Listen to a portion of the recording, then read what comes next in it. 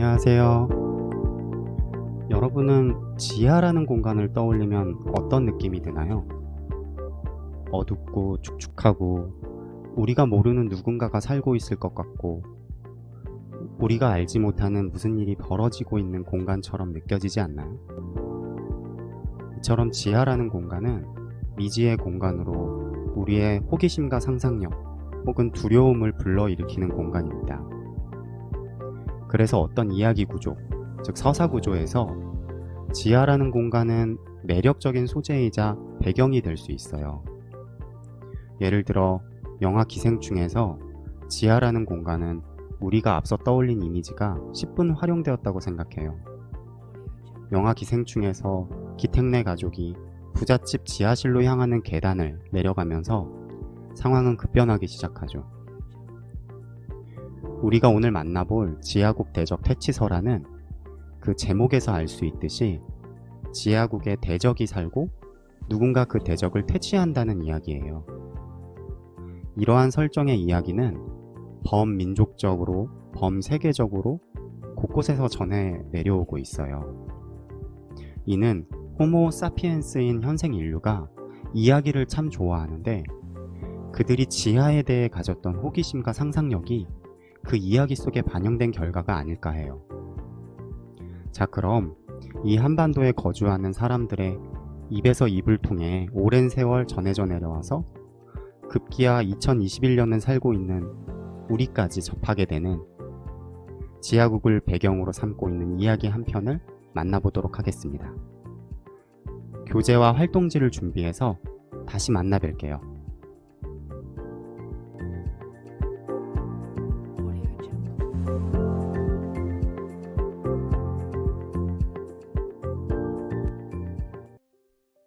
네, 여러분들 교재도 준비하고 제가 영상과 함께 올려놓은 이 활동지도 준비하셨을 거라고 생각을 해요.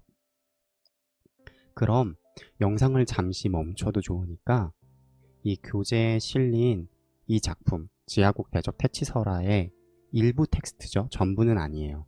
일부 텍스트를 한번 꼼꼼하고 깊이 있게 읽어보시길 바랄게요.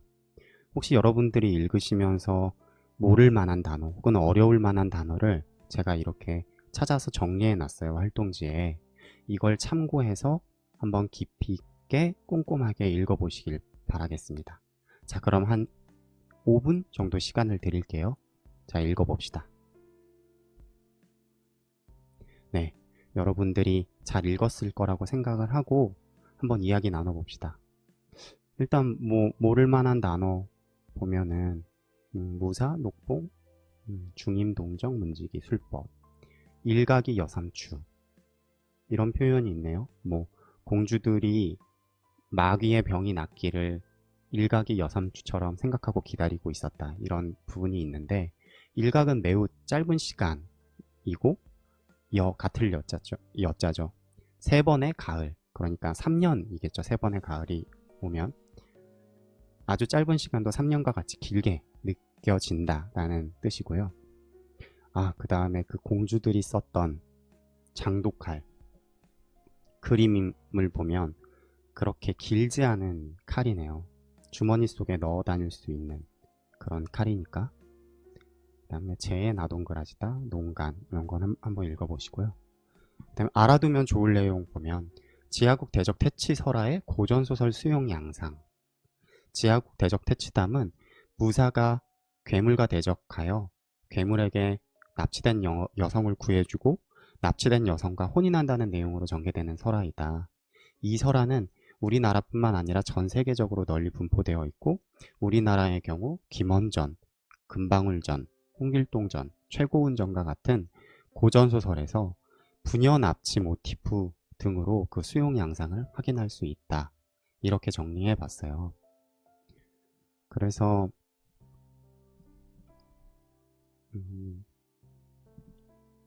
관련 한번 논문을 찾아보면 이렇게 지하국 대적 퇴치설화가 다양한 이야기에 수용되어서 제목도 되게 다양하죠. 그리고 다양한 지역에서 이렇게 구전되어서 전해 내려왔던 것 같아요. 그러면 교재에 실린 이 작품은 이렇게 구전된 작품 중에 하나겠죠. 저는 훌륭한 선생님은 좋은 질문을 던질 수 있는 선생님이고, 훌륭한 학생도 마찬가지로 좋은 질문을 던질 수 있는 학생이라고 기본적으로 생각을 해요. 그래서 항상 수업은 이 작품을 깊이 있게 읽었으면 충분히 답변할 수 있는, 그러니까 작품 속에서 근거를 찾고 그 근거를 통해서 추론해서 타당한 답변을 할 수 있는 질문들을 제시할 거고요. 그 질문에 대해서 같이 생각해보고 같이 근거를 찾아서 타당하게 생각해보는 그런 식으로 강의를 진행할 거예요. 네, 이렇게 7가지 질문을 준비했습니다. 그러면 하나하나씩 같이 한번 생각을 해보도록 할게요. 1번, 이 작품에서의 인물들을 다음을 기준으로 정리해보면 이런 질문이네요. 이 작품에서 대적, 지하국, 대적, 퇴치서라 할 때 이 지하국에 사는 대적이 누굴까요? 대적은 큰 도적, 혹은 매우 나쁜 사람을 뜻하는 단어인데, 당연히 지하국에 사는 마귀이겠죠, 마귀. 네. 그러면 피랍자, 납치를 당한 사람은 누굴까요? 이 지하국의 마귀로부터 납치를 당한 사람은 지상국의 왕의 새 공주겠죠. 근데 이 공주들은 미천한 신분일까요? 고귀한 신분일까요? 당연히 고귀한 신분이겠죠. 그리고 이들은 유부녀가 아니라 미혼이라는 특징이 있어요. 다음으로 이 피랍당한 이 새 공주를 구출하는 사람은 누구죠? 네, 무사죠. 근데 이 무사도 지상국에 살고 있죠. 지상국의 무사. 그런데 이따가 다른 질문에서 얘기를 할 건데, 무사가 구출해 줬나? 오히려 그 마귀를 무찌른 사람들은 공주 아니야? 이렇게 생각할 수 있는데, 그런데 무사가 왔기 때문에 지상국으로 갈 수 있었던 거잖아요. 만약에 무사가 이 지하국에 오지 못했다면 바구니를 타고 올라갈 수 있는 그런 계기조차 없는 거니까 지상국의 무사를 구출자로 볼 수 있을 것 같아요. 그러니까 어쨌든 무사 때문에 지상세계로 올 수 있었던 거죠. 그런데 배반자가 있었죠. 이 무사를 배반한 사람들 누구죠? 바로 무사의 부하들이죠. 그리고 마지막으로 조력자가 있어요. 그러니까 무사를 도와줘서 결국에 공주를 구할 수 있게 해준 조력자 누굴까요? 네, 꿈속에 등장했던 백발 노인이죠. 이 백발 노인은 자기 스스로를 일컫기를 뭐라고 그랬냐면 나는 산신령이다 이렇게 얘기를 하죠. 이 백발 노인은 무사에게 몇 번의 도움을 주죠? 이 텍스트에서? 네, 2번의 도움을 주죠. 근데 이 백발 노인은 되게 신비로운 존재인 것 같아요. 왜냐면 지상에 살고 있는 무사의 꿈에 나타나서 지하국이 어디 있는지를 알려주잖아요. 그러니까 뭔가 지상국과 지하국을 다 관여하고 있는, 꿰뚫어보고 있는 그런 초월적인 존재라는 느낌이 들어요. 자, 네, 이렇게 정리해 봅시다. 발로이는 초월적 존재다. 왜냐면 지상국도 알고 있는 것 같고 지하국도 알고 있는 것 같은 그런 존재잖아요. 네. 그러면 이렇게 1번 질문에 대해서는 같이 한번 생각을 해봤습니다. 그 다음 2번 질문을 같이 생각해 보도록 하겠습니다. 무사가 마귀를 퇴치하기 위해 떠나게 된 이유는 뭐죠? 이 교재의 초반부의 세 번째 줄 보면은 왕이 모든 신하에게 명해 마귀를 잡아오도록 묘책을 강구하게 하였죠. 그런데 어느 한 무사가 임금님 저의 집안은 대대로 나라의 녹봉을 받고 있습니다. 이번에 제가 몸을 바쳐 나라의 은혜에 조금이라도 보답하려고 합니다. 그러니까 무사가 마귀를 퇴치하기 위해 떠나게 된 이유는 일단 왕의 명령이 있었던 거고 그 명령에 대해서 신하로서 신이 혹은 나라에 대한 충으로 그 명령을 수락하게 된 거죠. 그러니까 왕이 기뻐하면서 어떤 보상을 약속하죠. 그 보상은 뭐죠?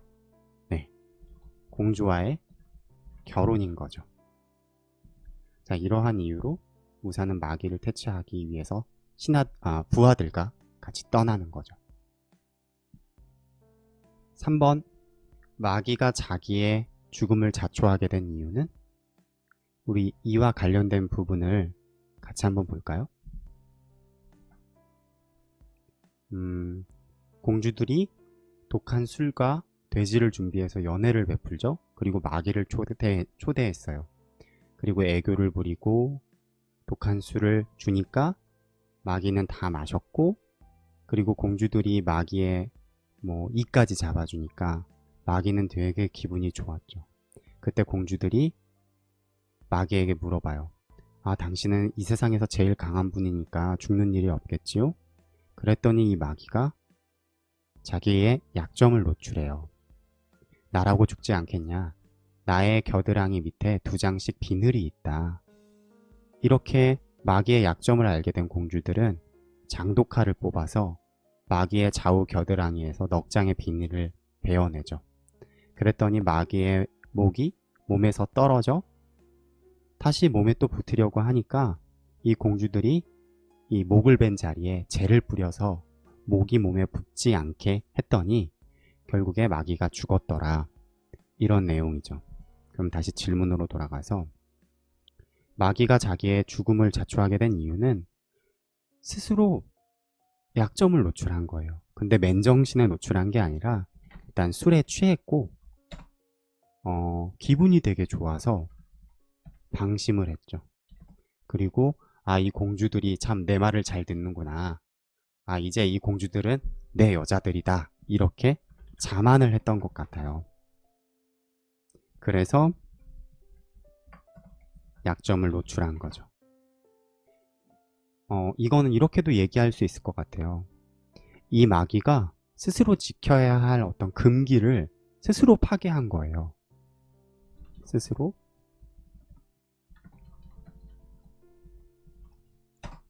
그러면 금기를 파괴한 대가는 크죠. 마귀의 경우에 그 대가는 죽음이었어요. 이렇게 한번 정리를 해봅시다. 4번, 마귀 퇴치에 결정적인 역할을 한 인물들은 누구죠? 그렇죠. 공주들이죠. 그녀들은 피랍, 즉 납치를 당했지만 그녀들의 손으로 마귀를 죽이잖아요. 그래서 이렇게 정리해 볼 수 있을 것 같아요. 피랍된 공주들이 결정적인 역할을 했다. 그녀들은 연애를 준비했고 술, 칼, 심지어 재까지 준비했죠. 이런 모습들을 통해서 이 공주들은 충분히 이렇게 평가할 수 있을 것 같아요. 지략도 있고 용기도 있고 준비성도 있고, 이런 지략과 용기를 발휘해서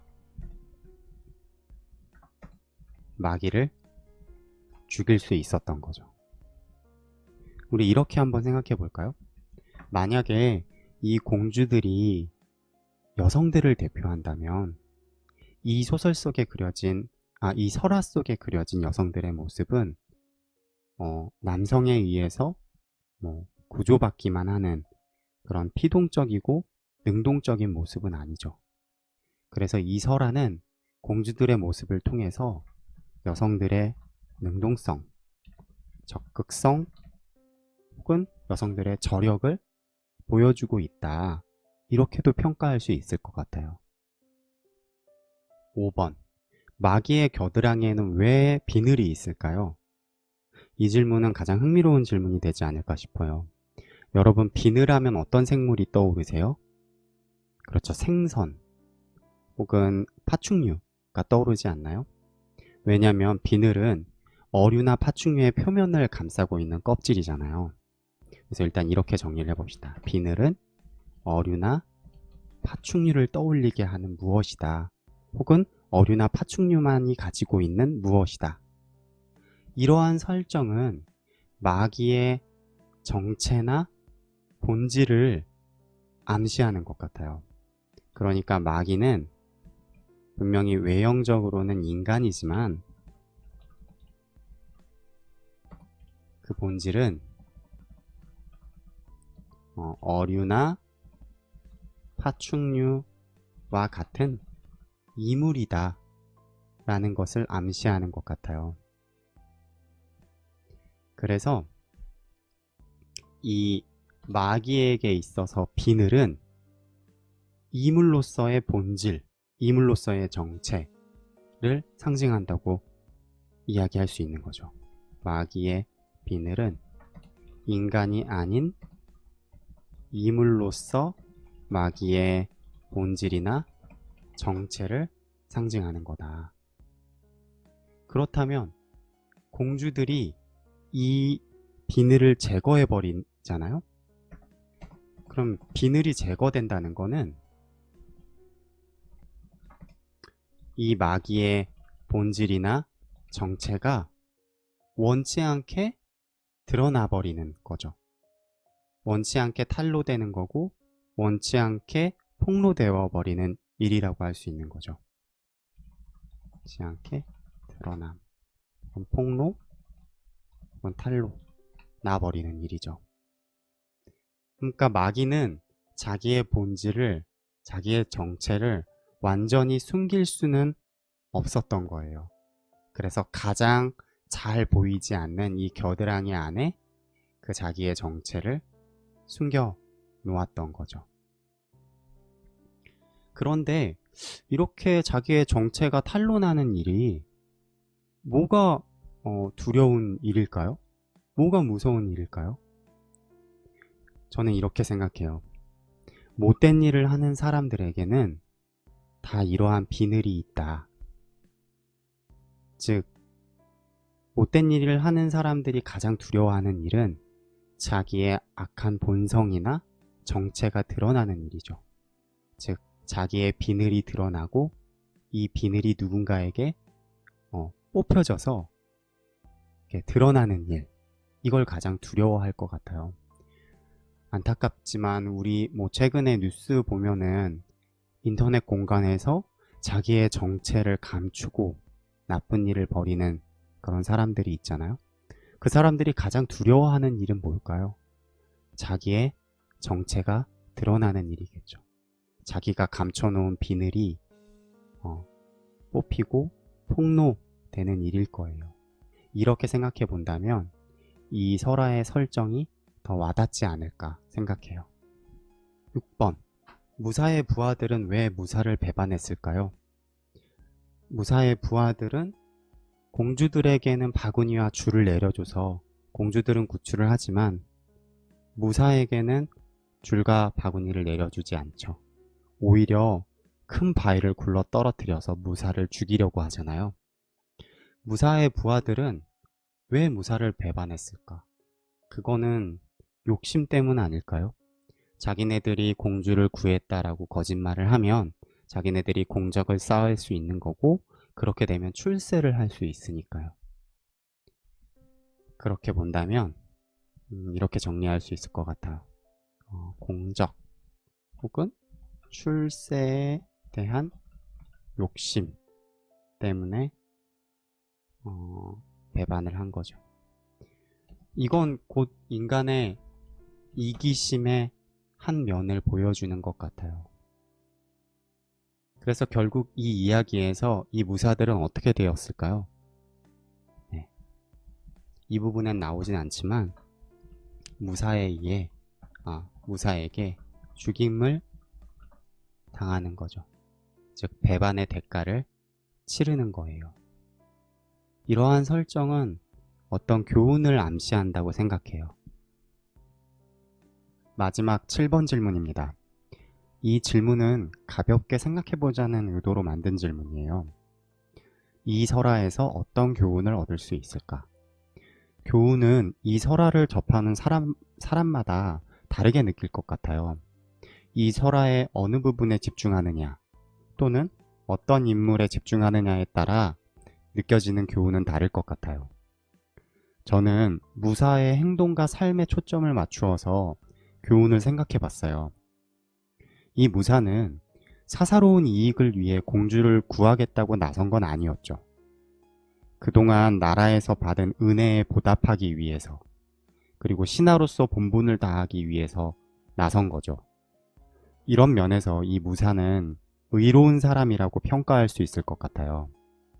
그렇다 보니 공주를 찾고 구출하는 과정에서 정말 온 힘을 다했고 중간중간 고난과 시련에 처했지만 그때마다 백발노인이라는 초월적 존재가 나타나 도움을 주었어요. 이를 통해서 공주도 구출했고 원했던 바를 이루었어요. 이런 교훈을 정리해 본다면 이렇게 정리할 수 있지 않을까 싶어요. 의로운 마음으로 노력하고 살아가면 하늘이 돕고 원하는 바를 이룰 수 있다. 전 이렇게 정리하고 싶어요. 여러분은 이 설화에서 어떤 교훈을 얻었을지 궁금합니다.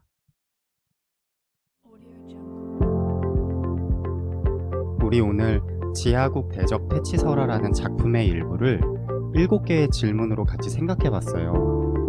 각 질문에 여러분은 어떤 생각을 했는지 궁금하네요. 오프라인 수업이라면 여러분의 의견을 듣고 더 나은 의견을 종합해서 정리할 수 있었을 텐데 좀 아쉽네요. 작품 텍스트 본문에 막 밑줄 쳐가며 자세히 설명하지 않아서 약간 낯설고 불안하죠?